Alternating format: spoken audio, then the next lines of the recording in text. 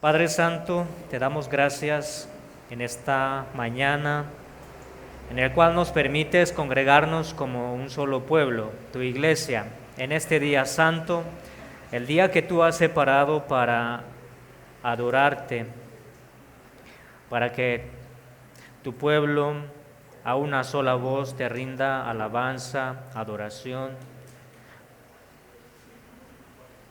Después de una semana larga de trabajo, estudio, las cargas que tenemos, y nos concedes este reposo, este descanso que lo usamos para alabarte, darte gloria, para que nosotros podamos también crecer en la fe, nutrir nuestras vidas espirituales, nuestras almas, nutrir nuestra fe, alimentar nuestra fe de manera que crezcamos a la imagen de nuestro Señor Jesucristo. Te alabamos, Señor, por esta mañana que nos das y ahora ya tuvimos la clase de confesión de fe y ahora tendremos la clase bíblica estudiando el libro de Génesis. Bendice tu palabra en esta mañana, Señor. Bendice a los que van a escuchar y a los que van llegando de igual manera. Tráelos con bien y todos unánimes juntos podamos estudiar tu palabra. En Cristo Jesús te alabamos. Amén. Los invito a me acompañen al libro de Génesis, capítulo 6. Génesis, capítulo 6. Hoy nos corresponde estudiar los versos 9 al verso 12.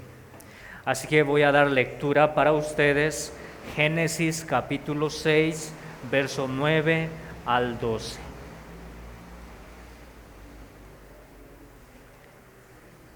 Génesis capítulo 6, verso 9 al 12. Leo para ustedes me acompañan ahí con su vista. Dice así la palabra del Señor. Verso 9. Estas son las generaciones de Noé. Noé, varón justo, era perfecto en sus generaciones. Con Dios caminó Noé. Y engendró Noé 3 hijos, a Sem, a Cam y a Jafet. Y se corrompió la tierra delante de Dios, y estaba la tierra llena de violencia. Y miró Dios la tierra, y aquí que estaba corrompida, porque toda carne había corrompido su camino sobre la tierra. Palabra del Señor. El texto que acabamos de leer trata del segundo Toledot. Trata del segundo Toledot. Recordemos que la palabra Toledot en la Biblia significa o se traduce más bien al español de estas palabras. Estas son las generaciones de. Estas son las generaciones de. Ese es un Toledot. Y ya vimos en el capítulo 5, verso 1, la primera generación que aparece ahí. Capítulo 5, verso 1 nos dice, estas son las generaciones de Adán, y ya lo estudiamos con un énfasis en el linaje de Set. Y ahora, en el texto que acabamos de leer, nos encontramos con el segundo Toledot, capítulo 6, verso 9. Estas son las generaciones de Noé. En Génesis hay al menos 9 generaciones, 10 generaciones con las que se repiten, y algunos también tratan de dividir las secciones de Génesis o estructurar Génesis por medio de las generaciones o genealogías. Así que en este caso el segundo Toledot trata de las generaciones de Noé, que se extiende hasta el capítulo 10. Se extiende hasta el capítulo 10, es decir, es larga esta sección y gran parte de su narrativa, mis hermanos, contiene el juicio de Dios.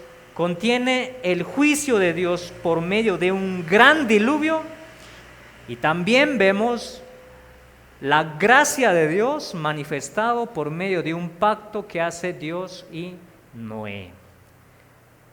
La gran narrativa, gran parte de la narrativa de la genealogía de Noé hasta el capítulo 10 trata del juicio de Dios que trae un diluvio sobre la humanidad, pero también muestra gracia haciendo un pacto con Noé.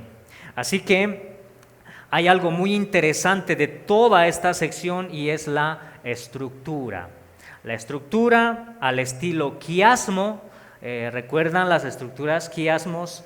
Nosotros lo vimos desde la introducción de este libro, cuando empezamos a estudiar esta estructura, se ven reflejados y nuestra sección no es la excepción. Voy a mostrarlo en este gráfico que tenemos en pantalla, en el que está estructurada de manera quiástica. Una estructura quiástica, recordemos que es un recurso, una estructura literaria que se caracteriza por hacer paralelos o contrastes, paralelos y contrastes, en una forma de X, como lo vemos en pantalla. En este caso, miren, los puntos A, B, C, D, E, que están en la parte superior, hace énfasis en los juicios de Dios, y por otro lado, en el otro paralelo, en el lado inferior, vemos A, B, C, D, E también, haciendo un contraste con los puntos que están en la parte superior, en el que se hace énfasis en la gracia de Dios. ¿Se entiende la imagen? Por ejemplo, miren, comienza con una introducción, Noé el justo y su genealogía. Pero miren, en el lado opuesto, en el otro paralelo, en la parte final, nos dice conclusión y pacto, en el capítulo 9, verso 1 al 18. Miren el punto A. En el punto A nos describe la decisión divina de destruir la humanidad, capítulo 6, verso 11 al 13, pero miren en el otro extremo, en el punto A de color verde, decisión divina de nunca volver a destruir. ¿Ven los contrastes? Primero se deciden destruir la humanidad y luego decide no destruir nunca más a la humanidad. Y así en cada punto que están reflejados en esa estructura están mostrando los contrastes. Miren el punto B, Dios manda la construcción del arca. En el otro lado vemos, Noé construye un altar para Dios. Miren el punto C. Noé y su familia entra al arca, capítulo 7, verso 1 al 9. Pero en el otro extremo vemos la salida de Noé y de toda su familia, la salida del arca. En el punto D comienza el diluvio y en el punto D de su paralelo, la tierra comienza a secarse. En el punto E, las aguas suben a causa del diluvio, el crecimiento de las aguas para destruir a toda la humanidad, pero en el otro extremo, su paralelo, es que las aguas comienzan a descender, a bajar, ¿sí? Y en el punto del centro, que es el clímax, o vamos a decir el énfasis, el punto principal, es que Dios se acordó de Noé y su familia, capítulo 8, verso 1, ¿sí? Es decir, que en esta estructura quiástica vemos los dos paralelos, vemos el juicio de Dios en la parte superior y en la parte inferior la gracia de Dios. ¿Quién marca la diferencia? Dios, acordándose de Noé en la parte central, en la parte media de estos dos paralelos. ¿No les parece eso interesante de la estructura que contiene la sección de la genealogía de Noé? Pero muy probablemente no lo estudiemos en ese orden y con esas divisiones en los siguientes clases. Solamente lo traje a colación. Esta estructura quiástica lo tomé de un autor que se llama Stephen Bott. Muy interesante. Y hoy vamos a ver solamente la primera parte, que es introducción, Noé, el diluvio, y la primera que es la decisión divina de destruir. Así que, mis hermanos, para que nosotros podamos entender cuál es el mensaje que tiene el autor, que es Moisés, cuál es el mensaje que tiene para el pueblo de Israel, cuál es el mensaje que se aplican a la iglesia. Nosotros debemos preguntarnos para entender nuestro pasaje, ¿qué significa este pasaje para el pueblo de Israel que peregrina en el desierto? Segundo, ¿cómo ayudó este pasaje a los israelitas a conquistar la tierra prometida?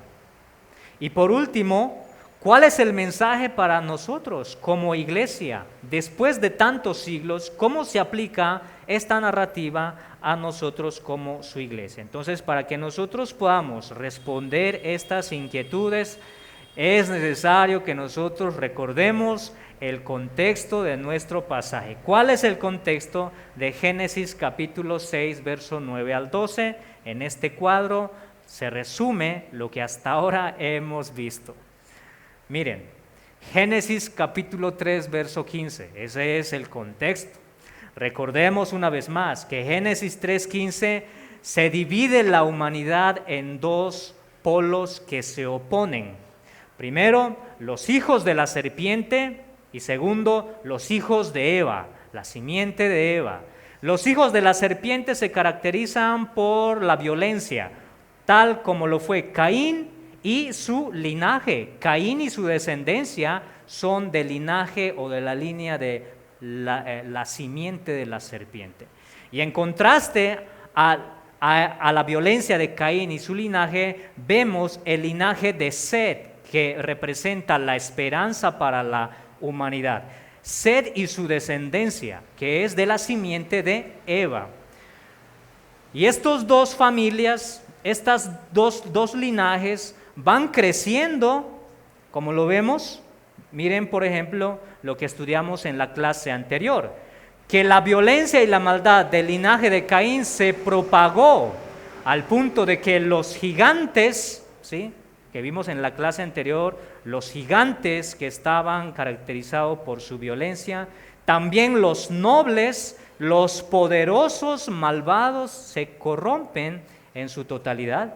Y por otro lado, vemos que tan grande es la maldad, el pecado es tan grave, tan destructivo y tan engañoso, que incluso engañó a los hijos de Dios que cayeron en pecado. Los hijos de Set, los hijos de Set, que fueron influenciados por el pecado y la violencia que se caracterizaba en ese entonces, se llegaron a las mujeres paganas. Entonces, el pecado es tan destructivo que incluso a los hijos de Set también los arrastraron hacia el pecado. Finalmente, nuestro texto trata que estos dos polos continúan. Primero, la violencia primitiva de los hombres, que hoy lo vamos a estudiar, y también en contraste de Noé y su familia, que representan la esperanza para la humanidad.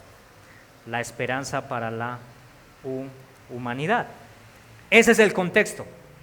Ese es el contexto. Espero que este cuadro nos ayude como a resumir y sintetizar lo que estamos viendo hasta ahora. El tema de nuestro estudio es los acontecimientos que anteceden al inicio del juicio y al pacto de Dios con Noé en medio de una gran violencia primitiva. Son los acontecimientos previos. Es una breve introducción al juicio de Dios que destruirá con un diluvio, pero también el pacto, la gracia de Dios el pacto que hace con Noé, en medio de tanta maldad, en medio de tanta violencia. Es por eso que el título que tiene nuestra clase es Noé contra la primera Sodoma. Noé contra la primera Sodoma. Alguien se preguntará, pero hermano Elisandro, ¿no es que Sodoma no es posterior al diluvio? Por allá en el capítulo 19 vemos la destrucción de Sodoma y Gomorra. ¿Qué tiene que ver Noé con Sodoma? Mis hermanos, simplemente trajimos esta palabra Sodoma porque la palabra Sodoma expresa la violencia en extremo y las perversiones más grandes que se manifiestan y que acarrean grandes juicios de Dios.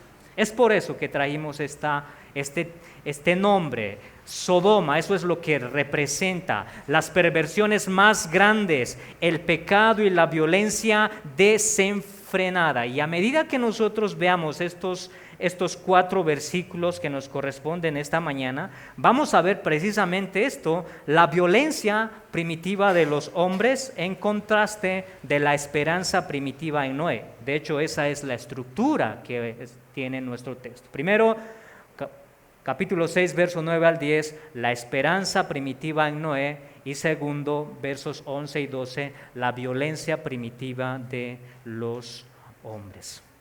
Entonces, comencemos, continuemos, verso 9. Estas son las generaciones de Noé. Noé, varón justo, era perfecto en sus generaciones, con Dios caminó Noé. Si miran bien, hay 3 adjetivos que se le atribuyen a Noé. Primero, dice que Noé fue un hombre justo y perfecto. Y esto nos hace pensar acerca de la obediencia de Noé, que tenía algo muy especial. Al igual que Enoc, Noé tenía una obediencia muy especial. Realmente vemos en Noé que Dios tuvo una gracia sobre este hombre al punto que lo llama justo y perfecto. La palabra justo describe a una persona que busca la justicia por medio de la ley. Un hombre justo es alguien que busca y ama la justicia por medio de la ley de Dios. Y esto nos hace pensar en consecuencia que la conducta de Noé era moralmente correcto. La conducta de Noé era moralmente correcto delante de Dios porque obedece sus mandamientos, obedece su ley, pero también no solamente delante de Dios, sino también delante de los hombres. El profeta Ezequiel nos dice o define más bien, al hombre justo como aquel hombre que evita el pecado, pero también que se preocupa por las necesidades de su prójimo. Evita el pecado, pero también se ocupa de las necesidades de su prójimo. Y eso es lo que hacía Noé. Noé, cuando debía consolar a su prójimo, lo consolaba. Cuando debía denunciar el pecado de su prójimo, lo denunciaba. Miren lo que dice el apóstol Pedro en su carta, en su segunda carta, capítulo 2, verso 5, y si no perdonó al mundo antiguo, sino que guardó a Noé pregonero de justicia. Es decir, que Noé era un profeta y pregonaba justicia, denunciaba el pecado a sus contemporáneos. Esa es la característica de un hombre justo. Esa es la característica de un hombre justo, y además nos dice el texto que Noé era perfecto, La palabra perfecto también nos hace pensar, mis hermanos, que fue un hombre sin defecto, moralmente correcto delante de Dios, delante de los hombres, que se caracterizaba por ser irreprensible. La palabra perfecto es sin defecto, irreprensible, un hombre íntegro. Y si unimos estas 2 palabras, como el texto lo hace, justo y perfecto, son los requisitos básicos para tener una relación íntima y cercana con Dios. Miren lo que dice Salmo 15, 1 al 2. Jehová, ¿quién habitará en tu tabernáculo? ¿Quién morará en tu monte santo? El que anda en integridad y hace justicia. La palabra íntegro es lo que nosotros decimos perfecto. La palabra perfecto, irreprensible, sin defecto, íntegro, pero también el que hace justicia.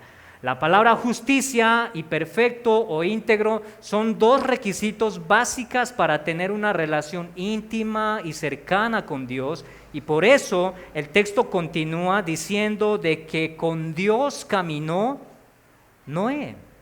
Con Dios caminó Noé. Y es lo mismo que se dice de Enoc.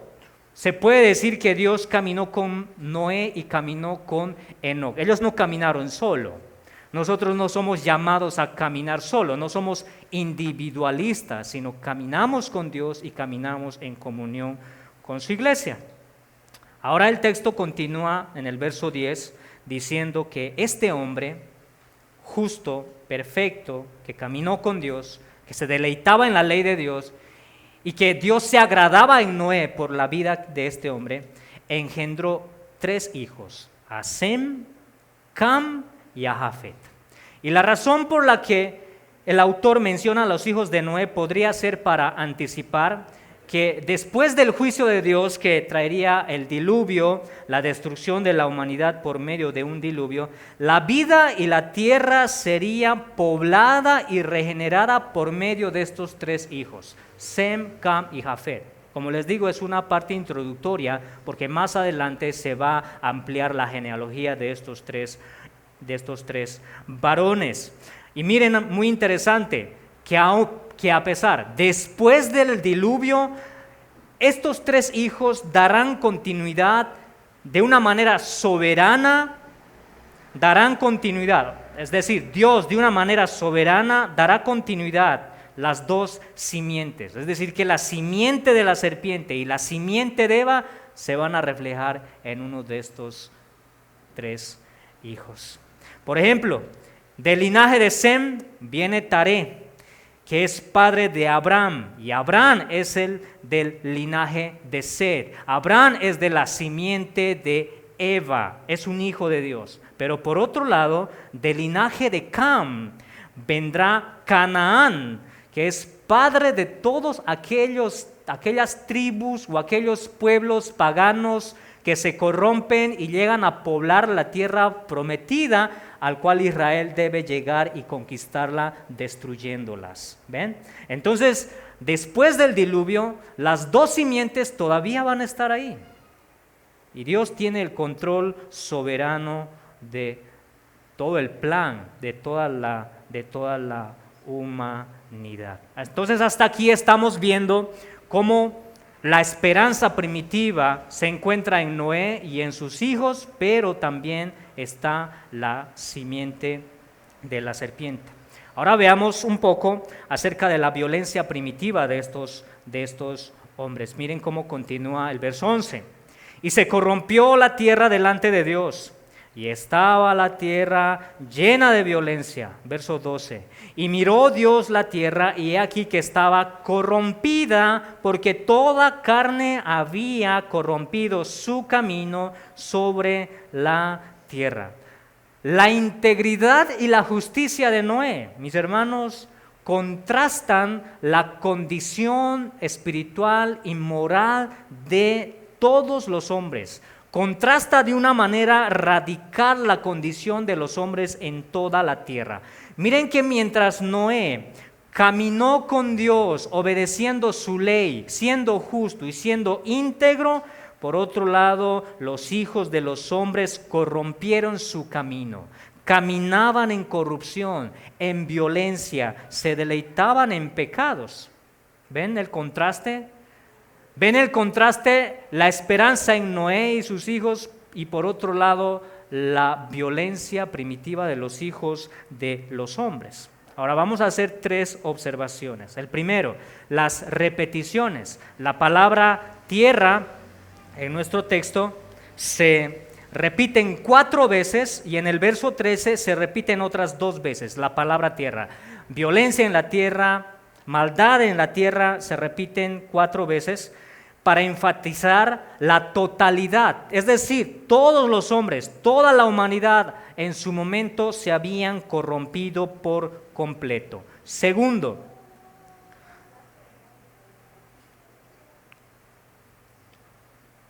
vio y miró. El texto cuando nos dice, y miró Dios a la tierra, se repite también en el verso 12 nos dice, y miró Dios la tierra y he aquí que estaba corrompida.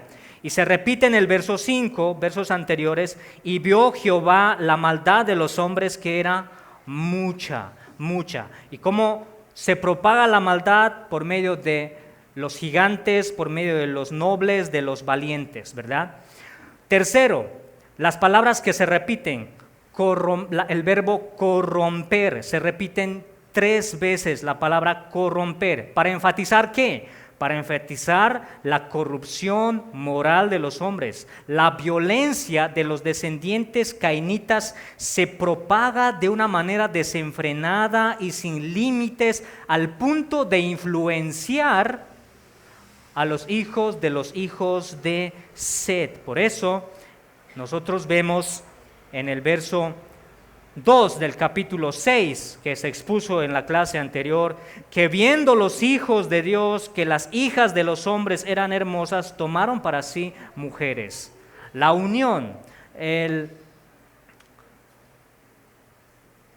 yugo desigual, y hay otros detalles más que nos muestra el texto. Es decir, que la sociedad se corrompió. Hubo violencia en los gigantes. Recordemos nuevamente a los gigantes, capítulo 6, verso 4. Había gigantes. Estos gigantes nos habla acerca de la estatura de estos hombres. Fueron hombres gigantes en estatura como los nefilines, gigantes como Goliat, pero también la violencia también se reflejaba en los nobles. Hombres con autoridad para gobernar, hombres, jueces, magistrados, príncipes que se habían corrompido, como también los hombres valientes en batalla. Verso 4 del capítulo 6.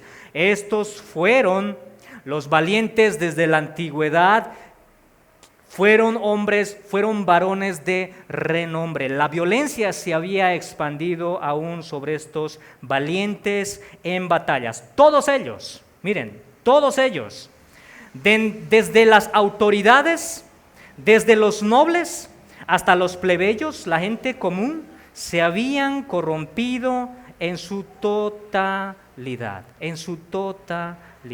¿Cuáles pecados? Bueno, el texto no nos dice cuáles pecados, sin embargo, nosotros podemos deducir de los textos anteriores que ya venimos estudiando.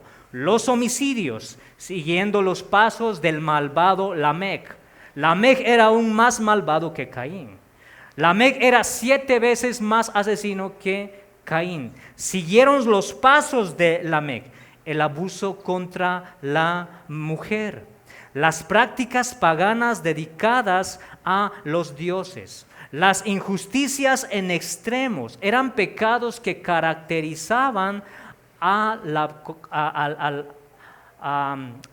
los hombres en el contexto de Enoc. Pueden haber otros pecados, en el texto no se menciona, pero piensen en esto. Para que Dios tenga que destruir toda la humanidad, tuvo que haber un pecado desenfrenado. Tuvo que haber un pecado desenfrenado, así como se manifestaron los pecados en Sodoma relacionados a las desviaciones inmorales y todas prácticas de fornicaciones e inmoralidades. En tiempos de Enoc tuvo que haber pecados que le caracterizaban en gran manera al punto de que Dios se decida en destruir. Miren lo que dice el capítulo 6, verso 4, texto que ya se estudió anteriormente. Y dijo Jehová, no contenderá mi espíritu con el hombre para siempre, porque ciertamente es carne. Luego dice el verso 6, y se arrepintió Jehová de haber hecho hombre en la tierra, y le dolió en su corazón, y dijo Jehová, raeré, destruiré sobre la faz de la tierra a los hombres. Y en el verso 13 se vuelve a repetir, dijo pues Dios a Noé, he decidido el fin de todo ser, porque la tierra está llena de violencia a causa de ellos. ¿Ven? No se menciona cuáles son los pecados, pero para que Dios tenga esa decisión divina de destruir a toda la humanidad, tuvo que manifestarse pecados muy grandes. Porque eso es el pecado. El pecado es desenfrenado. El pecado es destructivo. Lo que Pablo dice, lo que Lo que Pablo dice en sus cartas de que es como la levadura, un poco de levadura leuda toda la masa. O como lo que dijo Moisés anteriormente a Caín: si tú no dominas el pecado te va a dominar a ti. Si tú no frenas el pecado se va a enseñorear de ti. Y eso es lo que pasó en la época de Noé. El pecado se enseñoreó de todos los hombres al punto de que moralmente manifestaron conductas desenfrenadas, sin límites. Ahora, ya vimos la esperanza en la familia de Noé y en Noé, la violencia que se caracterizaba en tiempos de Noé. La pregunta que debemos hacernos ahora: ¿cuáles son las conexiones con el pueblo de Israel? ¿Cuáles son las conexiones? ¿Qué conexiones debía hacer el pueblo de Israel con esta narrativa, con estos 4 versículos? Primero, la violencia de los cananeos. La violencia de los cananeos. Miren lo que dice Génesis capítulo 15, verso 16. Génesis capítulo 15, verso 16. Nos dice lo siguiente.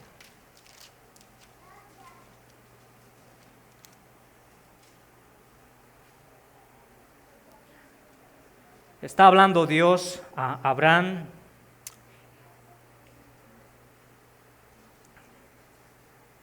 Desde el verso 13, vamos a leer. Entonces Jehová dijo a Abraham: ten por cierto que tu descendencia morará en tierra ajena y será esclava allí y será oprimida 400 años. Está hablando de Egipto.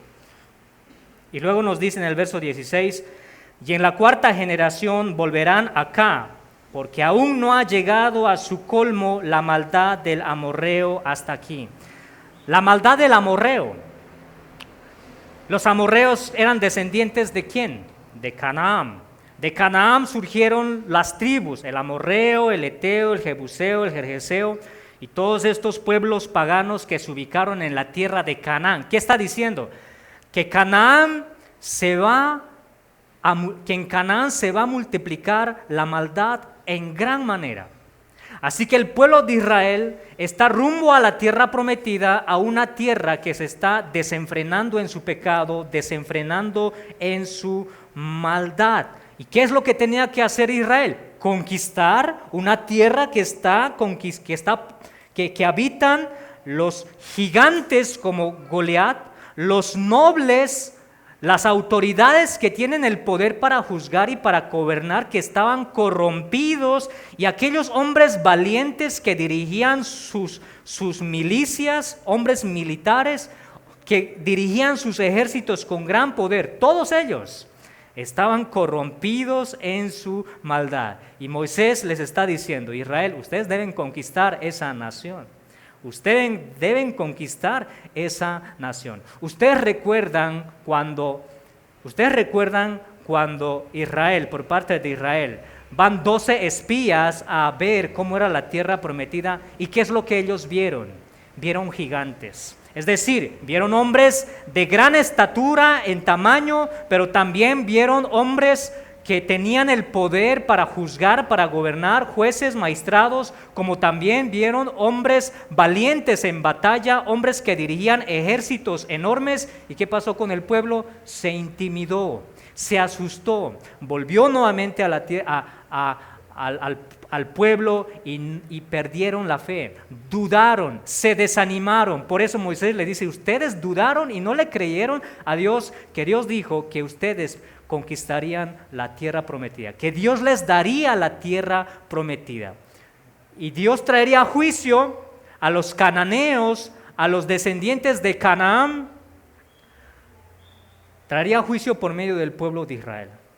Un pueblo que era un pueblo de pastores, que Dios los iba a convertir en un ejército para destruir como juicio a los canaanitas, a los de Canaán y a todos los pueblos paganos. Esa era la primera conexión. La segunda conexión: las generaciones o las genealogías. Nuevamente, mis hermanos, Israel recordaría que ellos son una generación, el linaje de Set, la simiente de Eva, el cual debían destruir a la serpiente conquistando la tierra prometida, conquistar Canaán, una generación que debía transmitir de una manera oral y verbal, de manera escrita, a Dios, la ley de Dios, a sus hijos para guardar las generaciones venideras. Imagínense ustedes en el pueblo de Israel, si ustedes están viviendo en el Israel como parte, en el desierto como parte del pueblo de Israel, se esperaba que los padres de manera oral transmitan la ley de Dios, las promesas de Dios, los mandamientos de Dios para preservar la generación de linaje de Set. Y esta debía conquistar la tierra prometida. Tercero, la justicia e integridad de Noé, mis hermanos. Una de las metas del pueblo de Israel consistía en seguir los pasos de Noé. Para que ellos entren a la tierra prometida, ellos debían seguir los pasos de Noé. Los pasos de Noé, debían ser obedientes como Noé, debían caminar como Noé. La vida de Israel debería caracterizarse por amar justicia, ser obediente, amar la rectitud, ser íntegros. ¿No es verdad que Israel durante su peregrinación se encontraron grandes tentaciones, grandes pruebas, tales como levantar el becerro de oro o la incredulidad de no creerle a Dios que Dios va a proveerles durante el desierto con el alimento? El desánimo, la incredulidad, la duda eran pecados que caracterizaban al pueblo de Israel durante el desierto. Así que Israel debía conectar la vida de Enoc para que de igual manera ellos debían ser hombres, un pueblo íntegro, un pueblo justo, que ame justicia, que camine con Dios durante su peregrinación. Esa era la tercera conexión que debía hacer. Puede haber otras conexiones, pero estas tres son las que más resaltan. Y a medida que vayamos estudiando los versos siguientes en las clases que vienen, también veremos otras conexiones más. Mis hermanos, si nosotros predicamos a Cristo en el Antiguo Testamento, ¿cómo nosotros vemos a Cristo en el texto que acabamos de leer? A Cristo lo encontramos en Noé. A Cristo lo encontramos en Noé. El nombre de Noé significa descanso.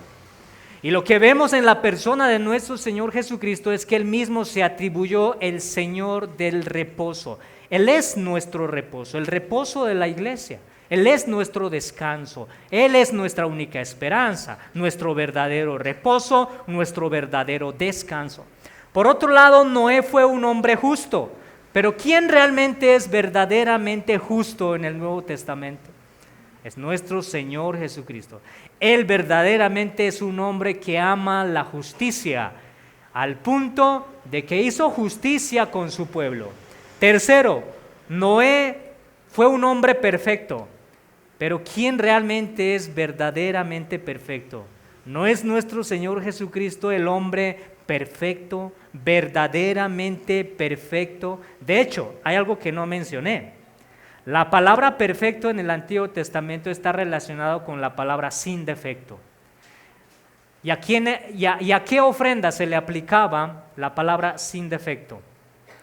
A los sacrificios expiatorios. Cuando Dios demandaba al pueblo del pueblo de Israel que le presentara sacrificios, holocaustos de Dios, debían presentar un cordero. La Pascua debían presentar un cordero sin mancha y ¿qué? Sin defecto. Y eso es lo que vemos en la persona de Jesucristo. La persona de Jesucristo es sin mancha, sin defecto, un hombre perfecto, el verdadero perfecto. Otra característica de Noé, Noé caminó con Dios. Y Cristo caminó con Dios, siendo obediente hasta la muerte. Su obediencia era hasta la muerte, su comida era hacer la voluntad del Padre.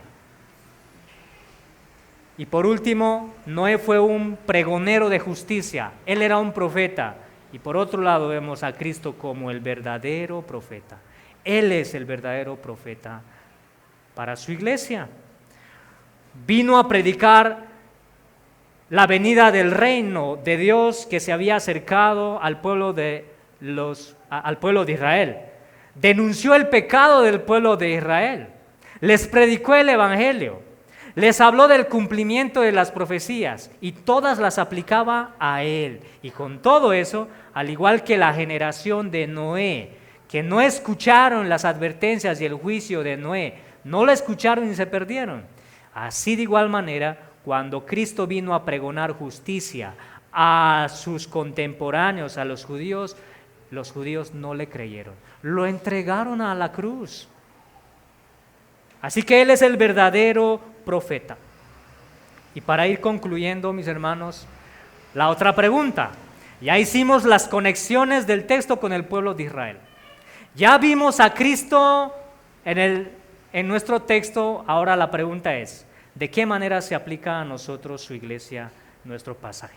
Primero, la continuidad de la violencia. La continuidad de la violencia, mis hermanos. Estos dos linajes, el linaje de los cainitas y el linaje de Set, continúan vigente hasta nuestros días. La violencia primitiva continúan en nuestros días. La Sodoma, que lo vemos en los textos que estudiamos, están presentes en nuestra actualidad. La Sodoma actual.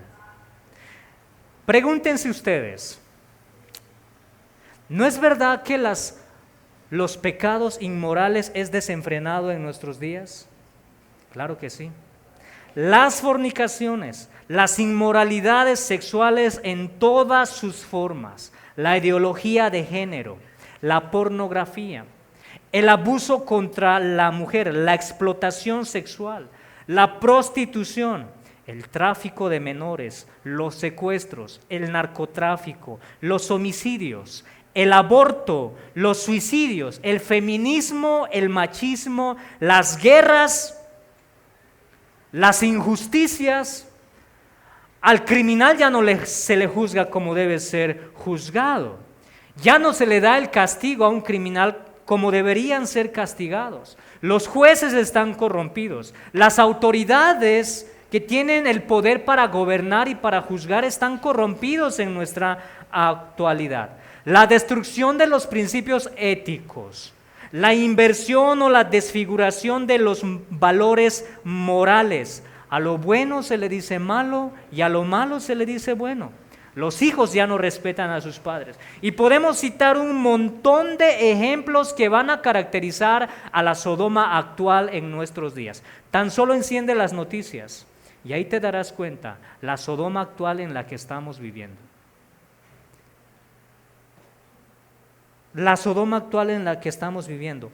Todos estos pecados que mencioné, esta lista larga de pecados que crece aún más, mis hermanos, representan a la Sodoma de nuestros días, que son el resultado, o más bien, sí, que son el resultado de la caída del hombre, de Génesis capítulo 3, el cual nosotros lo llamamos depravación total.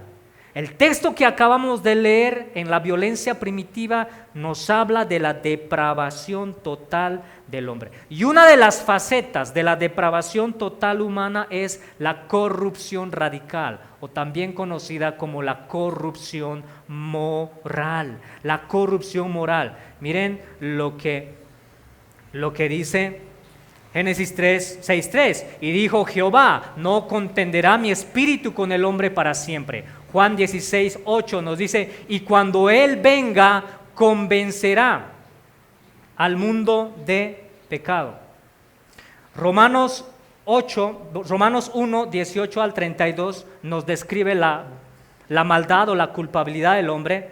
Pero miren lo que dice Romanos 3, 10 al 12. Como está escrito: no hay justo ni aun uno, no hay quien entienda a Dios, no hay quien busque a Dios. Todos se desviaron, a una se hicieron inútiles, no hay quien haga lo bueno, no hay ni siquiera uno. No hay alguien que haga lo bueno. Y eso es los principios morales, éticos. La gente está corrompida en su naturaleza humana. Pero por otro lado, mis hermanos, así como la violencia primitiva es vigente hasta nuestros días, así como el linaje de la serpiente continúa hasta nuestros días, así también continúa la esperanza en Cristo. Así está vigente en nuestros días la continuidad de la simiente de Cristo, la simiente de Eva, los del linaje de Set. Miren nuevamente el texto que leímos.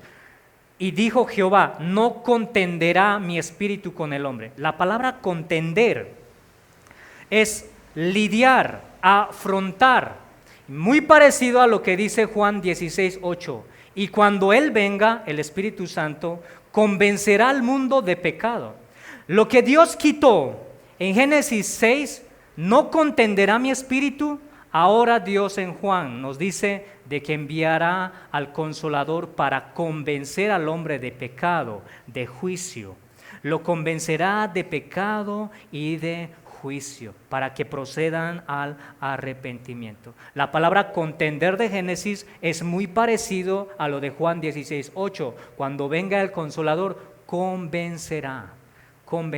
Tan grande era la maldad en tiempos de Noé que Dios decidió quitar su espíritu para no lidiar más con el pecado de estos hombres. Pero ahora tan grande es la esperanza de nuestro Dios que enviará su espíritu para convencer y lidiar con el pecado de su pueblo, de los hombres. Además dice Hebreos 2:12 al 13, diciendo, anunciaré a mis hermanos tu nombre. En medio de la congregación te alabaré y otra vez yo confiaré en él. Y de nuevo, he aquí yo y los hijos de Dios que me dio. Noé y su familia, los hijos de Noé y su familia, las esposas, entraron al arca de Noé. Fueron beneficiados por el hombre justo Noé. Hay un vínculo familiar que los une a ellos, el cual les trae la salvación. Pero ¿cuál es el vínculo que nosotros tenemos con Cristo? Es un vínculo espiritual. Somos hijos de Dios. Estamos unidos a Cristo. Somos parte de la familia de Dios, el cual nuestro vínculo con Dios es una familia espiritual. Y esto es la esperanza de nuestros días para la iglesia y para aquellos que proceden al arrepentimiento y a la fe. Por último, mis hermanos, la perseverancia. Mis hermanos, la perseverancia. Dios en su soberana providencia nos ha dejado a nosotros como iglesia en medio de una violencia actual, la Sodoma actual. Se caracteriza por tanta maldad que van a perseguir a los cristianos por ser cristianos. Recordemos el carácter de un cristiano en tiempos de persecución. Bienaventurado sois cuando por mi causa os vituperen y os persigan y digan toda clase de mal contra vosotros mintiendo. Gozaos y alegraos porque vuestro galardón es grande en los cielos. A causa de Cristo, por aborrecer la maldad y la violencia de nuestra actualidad, nos van a perseguir, nos van a aborrecer. Pero ¿qué es lo que nos dice Santiago capítulo 1, 2 y 3? Hermanos míos, tened por sumo gozo cuando os halléis en diversas pruebas, sabiendo que la prueba de vuestra fe produce ¿qué? Produce paciencia. ¿Paciencia para qué? Para perseverar. Verso 12. Bienaventurado el varón que soporta la tentación, porque cuando haya resistido la prueba, recibirá la corona de vida que Dios ha prometido a los que le aman.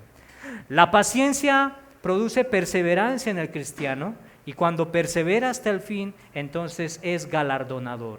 Dios lo recompensa. Así como los que entraron a la tierra prometida fueron recompensados, así también nosotros seremos recompensados al perseverar. La peregrinación de Israel durante el desierto, mis hermanos, es una figura de nuestra peregrinación acá en la tierra hasta entrar a nuestra ciudad celestial, la Canaán celestial, cielo nuevo y tierra nueva. Esa es la promesa para nosotros, el cual somos llamados a perseverar como Noé, caminar con Dios como Noé. Sean hombres íntegros, sean hombres justos, amen justicia, amen la ley de Dios en su peregrinación. Y se enfrentarán a muchas persecuciones, aflicciones y dolores, pero en todo ello debemos ver a Cristo como aquel que nos libra de todas estas aflicciones. Vamos a cerrar con una oración y en las siguientes clases veremos más detalles del juicio de Dios y del pacto de Dios que hizo con Noé. Padre Santo, te damos gracias una vez más por esta clase, el cual nosotros vemos la violencia en extremo, sin límites, una violencia destructiva que caracterizaba a los hombres en tiempos de Noé, el cual causó tu ira, te provocaron a ira y trajiste juicio con un gran diluvio que destruyó a toda la humanidad. Señor, ayúdanos a ver en este texto que nosotros vivimos en un contexto lleno de violencia y que somos llamados a perseverar, a crecer en la fe, a amar justicia, a ser leales a tus mandamientos. Señor, bendice tu palabra y bendice a tu iglesia. En Cristo Jesús oramos. Amén.